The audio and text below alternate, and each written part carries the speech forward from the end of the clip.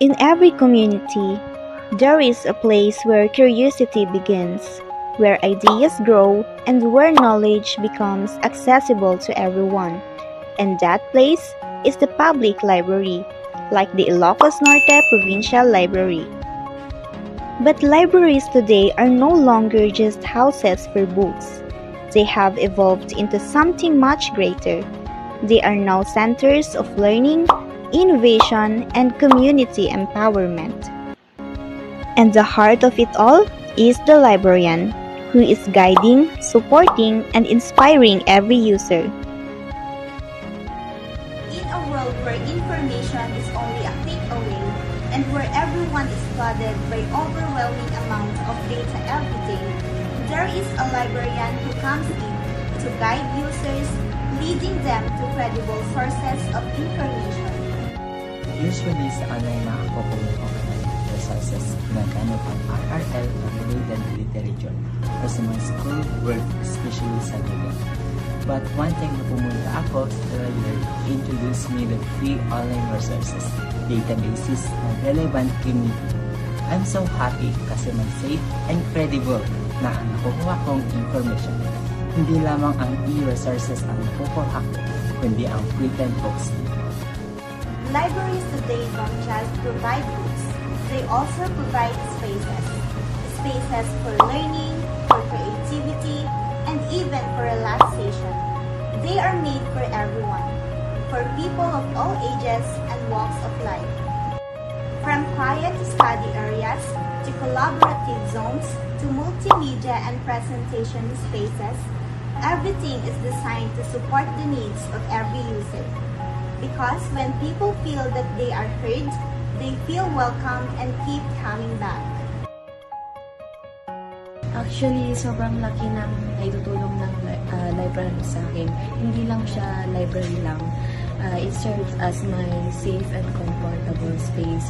Especially pag nagre-review ako, mas nakakapag-focus ako dahil sa calm environment at dahil din sa library ito, especially nung first year ako, nakakapag-advance reading ako and nakatulong ito dahil mas madami akong information na kuha dito at mas napalawak yung pagkaalaman ko para sa paghahanda ko ng first year. And dahil dito, nakakapag-review ko ng maayos at minsan dito din ako nakakatanga sa ingay at stress sa pang-araw-araw ng buhay ko. Library provides everything that we need from books, free Wi-Fi, free use of TV to practice mock defense, to comfortable spaces. And ang ganda lang na mayroong ganitong facility na pwede namin puntahan anytime. Hindi na namin kailangan pumunta pa sa labas just to have space for doing our academic tasks. Parang all-in-one na ang library, libre pa.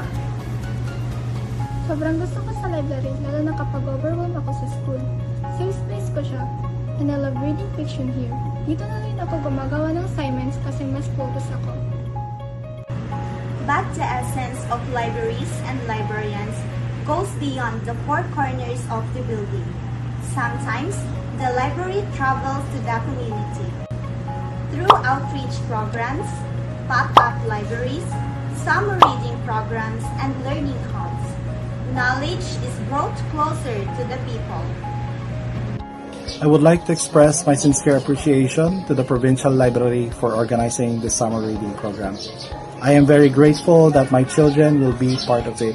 I believe it will be a fantastic opportunity for them to focus on their education and enjoy learning away from their screens. Thank you for providing such a meaningful program for the youth. I never expected that this place was meant for everyone other than for reading. When I first entered here, I never thought that reading was just something we usually talk about or, of course, read it out myself. But genuinely speaking, I remember the time when I first came here. It wasn't the experience that I thought of because we were told to ask permission for the things we wanted. But the staff here who work on the services are incredibly friendly with requests from the people who visit here. Itong extension facility ng Provincial Library na Capital Learning Hub and Books Zone is napakaganda din. Bukod sa open ito sa public, lahat din ay pwedeng pumunta at magbasa ng iba't ibang aklat at magazine, which is nakakatulong na mahasa pa ang kaalaman ng bawat users. From physical spaces to digital innovations, the Ilocos Norte Provincial Library is now a hybrid library, a place where the traditional and modern way of searching information and learning meet. It serves as an alternative to school, academic, and even special libraries. It is no longer just a place to read, it is a place to learn and grow. Through relevant programs, outreach activities, and innovations, libraries continue to evolve, adapting to the needs of a rapidly changing world. And in this digital age, their rules have never been more important, because beyond books, beyond walls, libraries build communities, and librarians help shape the future of the nation. Moreover, we at the Ilocos Norte Provincial Library are thankful for the unwavering support of our beloved Governor, Cecilia Araneta Marcos, and Vice Governor, Matthew Joseph Marcos Manotok, for without them, all the accomplishments and improvements of the Ilocos Norte Provincial Library would not have been realized.